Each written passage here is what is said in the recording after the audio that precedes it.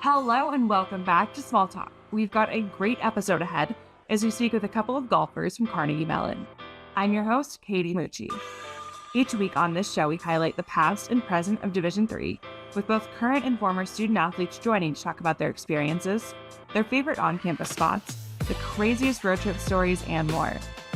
This week, we've got Alexis Sudjianto, a current member of the women's golf team, and Summer Kitahara, a former member of the squad. The two talk about the time the team tracked a phone down on the road, their experiences at Carnegie Mellon, why they loved their D3 journeys, and more. Thanks for joining this week. Now it's time for some small talk.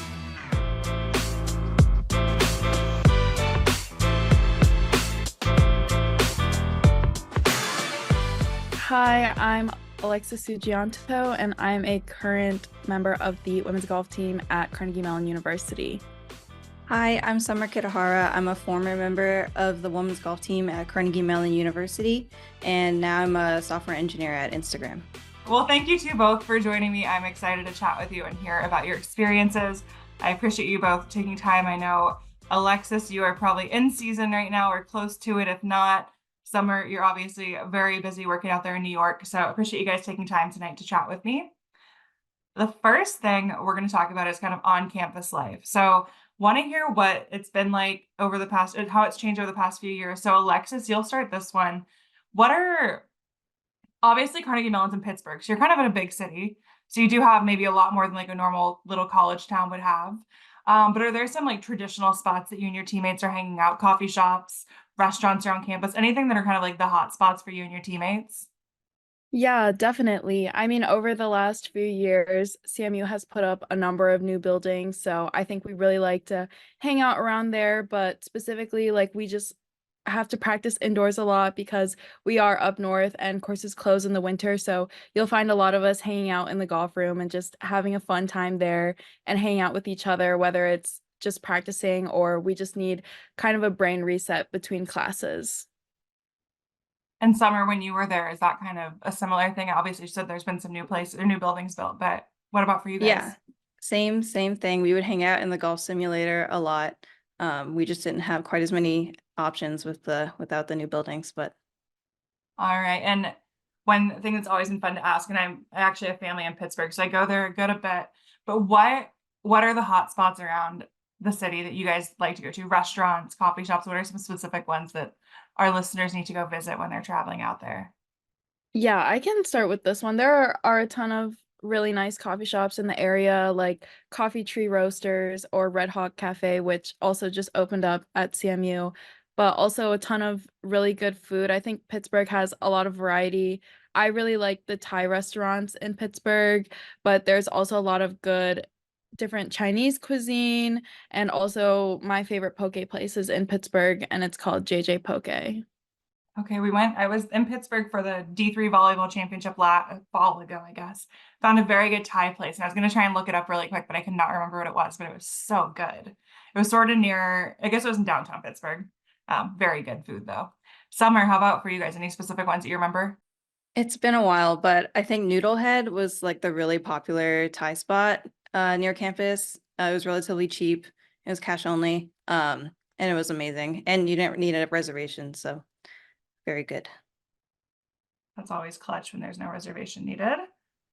Awesome. Next thing, let's go on the road. So you mentioned that you maybe don't get to play a ton when you're in the north right now in this time of year, but hopefully you're getting a little bit of travel under your belt. So Summer, I'll have you start this one first.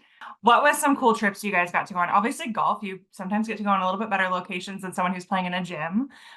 So any fun trips that you got to take when you were competing? Yeah. We took a lot of like big road trips, usually in like a giant Sprinter van. So those are always fun because it's just forced bonding time for several hours at a time. Um, and I think some of the more memorable ones are when we went down south during spring break. We would go to Florida and Georgia and South Carolina. So it was a fun little like southern loop with better weather than Pittsburgh in March. So that was probably the most memorable spots. Alexis, how about you? Yeah, I think one of the biggest differences between my experience and Summer's experience is that we very rarely drive anywhere or anymore. So now we're typically like flying down south for almost every single tournament we play. So we play a lot in like Alabama, Florida, Georgia. We actually just came back from spring break where we were in Savannah for 12 days, which was a very long trip, but it was very nice just being able to go downtown and kind of see the history of the city. Even though we go there every single year, sometimes we just don't have time for it. And we also got to play like this really nice golf course. It's supposedly the oldest golf course in the country. I think it opened in 1778. It's called Savannah Golf Club, and so that was super cool. But I think in terms of travel, we've definitely gone a bunch of different places. Like Nationals was in Texas a few years ago, and it was in Florida last year. And then this year it's in Kentucky. So definitely been to a bunch of states that I've never been to before. And yeah, we mostly go by plane. So the travel days are pretty long, but it's definitely worth it. Awesome. Any for either of you guys, I guess, and maybe Alexis, you can start, any touristy, like specific experiences not on the course that you remember that kind of stuck out to you that were fun with teammates? Yeah, I think we've done a bunch of super cool things. So, as I mentioned, at the national championship that was in Texas, the event that they had planned for us was going on this famous boardwalk called Kima Boardwalk. And that was super fun because it's an amusement park. So, we did a bunch of rides and we took a bunch of photos, and that was super cool. And another event that stuck out to me was when we would go to Florida for our conference championship. We would always go to like the Players Championship, which is a really famous professional golf tournament for the PGA Tour. And so we would watch the practice round there, and it was just super cool seeing people that you normally see on TV just in person, and they just become super real. And the weather is always fantastic when we go down there. And then I think we have also gotten to play this really famous course called Bay Hill, which is like Arnold Palmer is really like made that place famous. So I think all of those are super cool golf experiences that we've been able to have as a team, and definitely really good bonding experiences. Awesome. Summer, how about you? I'm very jealous. That sounds amazing. We also played Bay Hill when we qualified for nationals my senior year, and that was like we were all so excited, but it was like downpouring rain, but we didn't care. So that was a really cool course to play at. I think in Florida in spring break, we would sometimes go to Universal Studios, and Coach Dan would pick out like little stuffed animals or whatever for his kids. So that was also fun. Nice. Next question I got for you both is academics. We know Carnegie Mellon's a super high academic school. Obviously, very hard to do your classwork, be a normal student, and then also be the athlete part of student athlete. So super impressed by you both. But first, let's talk. What are your majors? So, Alexis, what's your major currently? So I'm actually a master's student now, and I study artificial intelligence engineering, but I finished undergrad last year where I studied mechanical engineering with a minor in human computer interaction. No big deal. That sounds super easy. Summer, how about you? So when I was there, I majored in computer science, and I also did a minor in human computer interaction. Nice. So you guys would know better than me. Any overlap with those kind of majors? I know AI is a bit techy and in that world, and obviously Summer with what you were doing. Any overlap you think in those two? Maybe some I similar definitely professors? Yeah, I definitely think Summer probably had a much harder time than I did at CMU.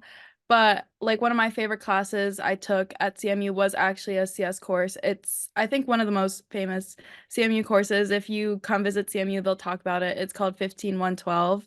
And that course is just a really great course, very challenging. It's an introductory Python course, but it really teaches you how to think and really, I feel like, pushes you to your limit in terms of workload.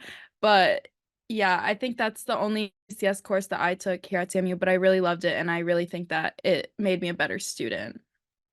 That's awesome. And for those of us who are journalism majors who didn't do nearly this hard of classes, what is that class about? So basically, the class is introducing how to code in Python to people of a variety of backgrounds, I think. I think some people who go into 112, they've never coded before. Other people have coded in a different language but don't know Python. And then other people just want to brush up on like their Python skills. But Python is, I would say, one of the most popular coding languages these days. If you're going into like a job like software engineering or something like that, then it's really important to know Python. So they really build like a strong foundation here at CMU in the computer science department. Very cool. And Summer, thinking back to your days, if anything stands out, what was your favorite courses or course to take when you were in school? Yeah, I think my favorite course was it was like a web application development class.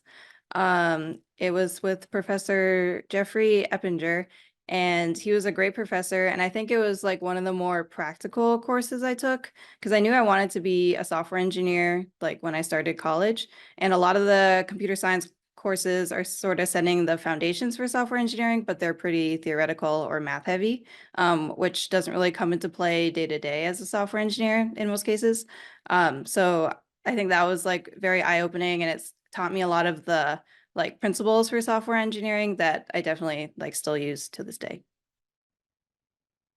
Awesome. And Alexis, since you're in the thick of it right now, and maybe in your undergrad, we'll go back to undergrad for you. What was your favorite class you took while you're in undergrad? Yeah, that's a really good question. I actually think my favorite courses, looking back on it, are not the ones that really counted for my major, but there's like another course that's kind of famous here at CMU.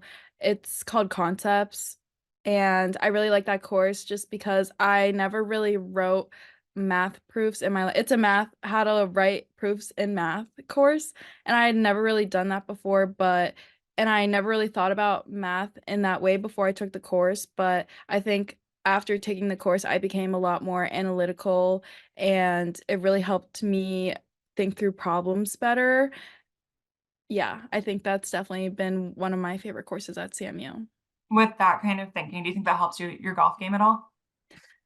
I think sometimes it can help my golf game because sometimes you hit a shot and you're like, oh my gosh, like, why did I just do that? I Yeah. just did not even think at all. But definitely in a course like that, you have to take certain steps to arrive at a very Mhm. specific conclusion. So I think that could definitely be applied to golf. Yeah. And life. That sounds like a good class to take just for learning. Awesome. Well, those are fun, and I wish you the best of luck finishing your master's. I know, like I said, student athletes do so much, so I'm very impressed by you doing all these crazy classes, but also being an athlete at the same time.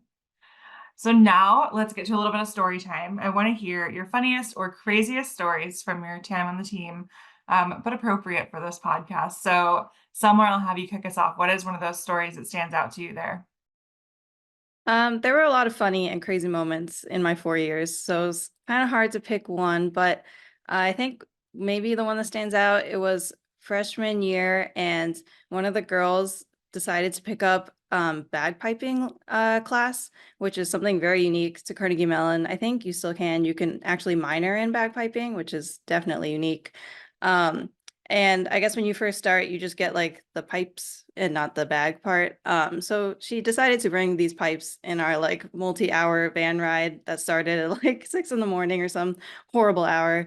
And she asked if she can like practice for her class. We're like, oh, okay. And oh my God. I mean, like a beginner bagpiper is like definitely yeah, definitely not as pleasant as a professional or like experienced bagpiper. So those were quite some sounds that we heard very early in the morning.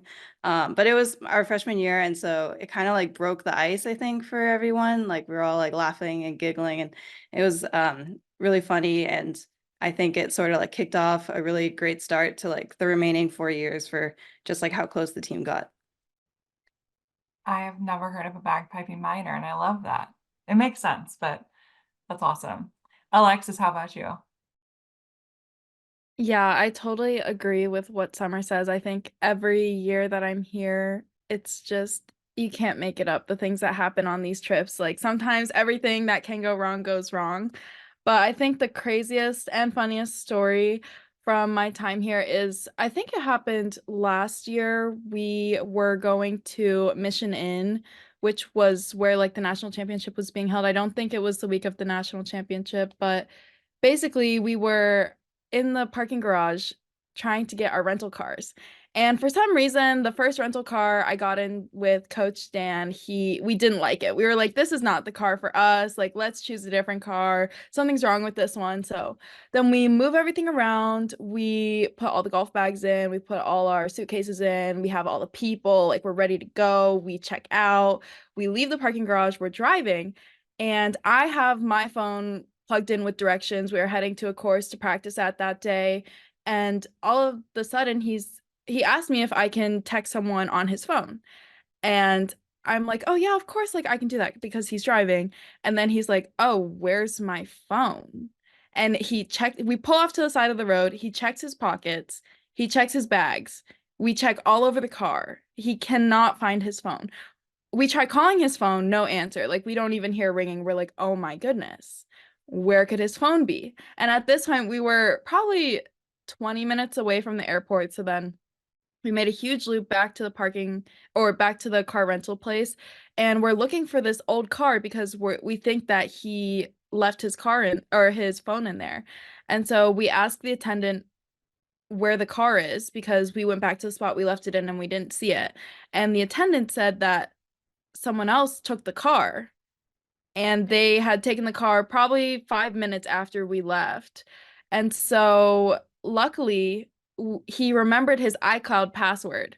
So we were able to track where his phone was. And mind you, we were going to practice this day. And this is totally setting us back. And so we get into his iCloud, we see his phone, and for like there's some kind of feature where you can display a message like on a lost phone. So we displayed the message, didn't hear anything back. We said to call a specific number, didn't hear anything. We were like calling his phone over and over again. And so 2 hours later, we tracked his phone to a Denny's parking lot. And the people were pulling out of the Denny's. And we just chased them down for a couple miles because they didn't hear the phone. Because you can ping the phone also, and they didn't hear any of the vibrations. They didn't hear the calls. They didn't hear anything. And we just tailed them for 2 hours or 2 miles until they pulled off to the side. And we just like rushed at them. We were like, oh my gosh, we are so sorry. This is probably so creepy, but we think our coach's phone is in that car. And they just looked for a minute and then they found his phone. And so that's how we got his phone back. I'm muted over here, but I'm dying laughing because I can just imagine like the horror of these people. Like, why are we being followed? This car full of people's following us, and then you're just like, our phone's in there. Yeah. We've been tracking you. They pulled out the phone and it had the screen of like, please call this number. Yeah. And they were like, oh, we were wondering what this sound was in the car. And we were like, because it was underneath a seat or like wedged between the center console and the seat. So they definitely did not see it at all. And it was just like so crazy because we were doing everything in our power to find this phone. Like it kept moving and we couldn't tell what direction it was moving in. Because in Florida, if you miss an exit, you're set back like 20 minutes. So if you go in the wrong direction, like you are going in the wrong direction. But luckily, never been to a Denny's in my life, but Denny's saved the day because we stopped for food. And that is the only reason we found the phone. Oh my gosh. That is probably one of the best crazy stories we've had in this podcast so far. That is hilarious. Woo. So those were some funny or crazy stories, but let's just talk about favorite memories. So you both have had success with your teams, NCAA tournament bids, and those might be your favorite memories, but maybe it's not. Maybe it's just something simple. But what are your just moments you look back on and look fondly at? And Alexis, I'll have you keep going and then Summer follow up. Yeah, I love this question because I think every trip that I've been on with the golf team has been super special. And definitely when it's my turn to leave the program, I'll be very sad. I will definitely shed some tears. But I think my favorite memory from my time here is actually during my sophomore year, where we finished second in the national championship by one stroke. And I think it's just kind of a bittersweet memory because on one hand, we were so close to being national champions that year, but on the other hand, that was kind of the first time that any sports team at Carnegie Mellon had done something like that. And so to be part of history in that way was really meaningful. And I think that was definitely like the closest that I've felt to the team in that moment, just because we all fought so hard over the 4 days to kind of work towards this common goal. And we were all united in that front. And just to have it be one stroke that made the difference, it was just really nice to have all of us who went through that experience together just cry in each other's arms, but also be happy at the same time, because like the women's golf team had never done anything like that before. No sports team at CMU had ever done anything like that before. And so I definitely think that that was my favorite memory, because we did finish second and we made history for a while. I mean, the men won the national championship last year, but it was like still exciting, super exciting at this time to like have such a high finish. And I also placed second individually at that tournament. So it was a really special week for me. And especially it being during COVID, I think made it even more special, because we didn't get to play in the fall that year and we only got to play in the spring. And so I think it just felt like a turning point for the program. And I think ever since that moment, we've really grown a lot and have become an even better program. And we're still continuing to grow and get better. So it's really exciting, like thinking about that moment as kind of like a pivot moment for the program. Very cool. And Summer, how about for you? Yeah, I guess qualifying for nationals, it was the first time that the women's golf team had done it. Because when I joined as a freshman, that was the first year of the program. So we qualified for nationals when I was a senior, and we finished fifth, which like even qualifying exceeded our expectations. So finishing in top five, like way exceeded our expectations. It was like very rewarding that we had all been working so hard for 4 years to make the national championships and get recognized nationally as a team, and for it to finally all come together was definitely very special. And it was also my last tournament, so lots of tears were shed over the course of 4 rounds. I think also just like in general, like all of the traveling we did was super special. I think that golf is kind of an individual sport, especially before you get to college. And then in college, there's like so much of a team aspect. And like you always want to be there for your teammates, and you love bonding with your teammates and getting to know them on and off the course. So I think that all of the traveling we did like definitely let us do that a lot, and we became super close knit. So I think all of the travel and trips that we did were also very special memories to me. And let's just talk a little bit more, Summer, about being the first of a program. That's happened a couple times on this podcast where I've gotten to hear kind of what it's like being on the inaugural team. So maybe for you, getting recruited and coming in there, did you go there for golf or did you go there for academics and just got to play golf? So I think it was like a mixture. I think Carnegie Mellon was one of my top choices, definitely because of the academics. And it was like just a bonus that I was also sort of recruited for golf. I think it was like during regular decision that I knew or learned I would be playing on the golf team. But yeah, so I think it was like a mixture of both, but academics were probably maybe slightly ahead just because the golf program wasn't really a thing yet. But yeah, it was super special being part of the inaugural team. You sort of get to like set the precedent for a lot of things and like build a team culture kind of. And yeah, so I couldn't have asked for a better experience. And I was honestly honored that, me and my class were the first. Yeah. Are there any traditions or things that you think you set that Alexis can tell us if they're still around? Oh, I don't know. I feel like I don't know if I was super like strict or anything on traditions. We all wanted to be happy and play well and do well at school. So we already had a lot to think of. But I think one thing was that I tried to keep like the colors that we wore, like our uniforms, consistent. I don't know if we tried to do like a Tiger Woods Sunday red, like for the last day of tournaments sometimes. But I'm not sure if that stuck around. But I think that was like the only thing over the course of 4 years I tried to sort of keep going between the tournaments was like the colors. I don't know, for whatever reason. Yeah. Yeah, I mean, for our tournaments this year, I think we do actually tend to wear red on the last day still. And like, especially this year, we're a little superstitious because every time we've won, we've worn red on the last day. So we're definitely keeping that up so far this year Nice. for sure. That's awesome. Um, Last section of this kind of interview is just wrapping it up and talking a little bit about Division III. We've talked a lot about your academic experience there at Carnegie Mellon and what that's meant to you guys. But maybe just sort of broadly, what does it mean to you to be or to have been a Division III student athlete? Obviously, a lot of opportunities come along with that since your schedule maybe isn't as strictly to golf for your sport. So Summer, I'll have you start this one. What did it mean to you to be a D3 student athlete? Oh, being a D3 student athlete was definitely like the opportunity of a lifetime. It's kind of like a once in a lifetime decision where you choose if you want to be a student athlete or I guess just a student in college. And it wasn't easy. It wasn't perfect being a student athlete, especially at Carnegie Mellon. It was simply not easy. But it was 100% worth it. And I would not change a thing if I had to go back and do it again. I think it was especially special because as we talked about, like my class was the first class for the golf team, so that made it extra special.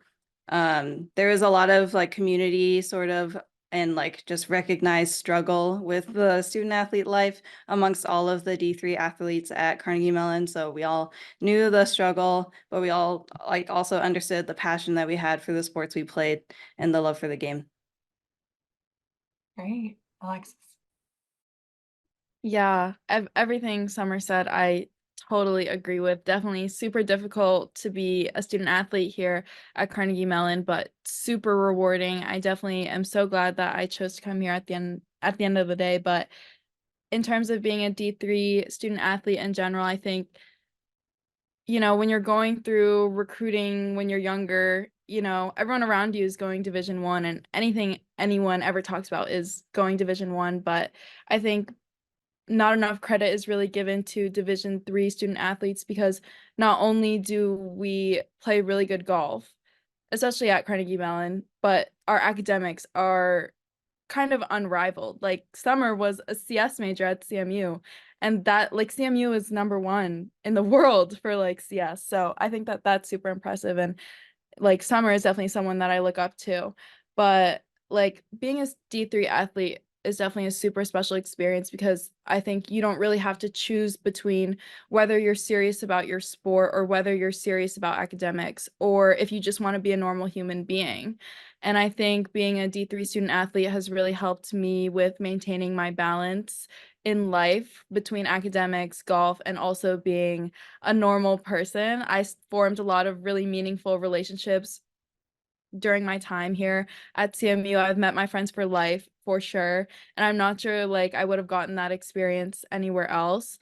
And I think D3 is really in a position to grow a lot because a lot of kids who are kind of going through the recruiting process are realizing that these are really high academic institutions who can also play really well at whatever sport it's in. So I think something that makes being a on the women's golf team here at CMU super special is the fact that we have a bunch of different majors, not just business students, but we have IS students, we have engineering majors, we have so many different majors across the board, and we're all able to really handle our workload super well while also playing really good golf and also just being happy like with our experience here in Pittsburgh. So I think that that's super special, and I'm so grateful that I considered D3 to begin with as when I was going through the recruiting process, and I'm so grateful that I ended up going D3 because I feel like this experience that I've had is definitely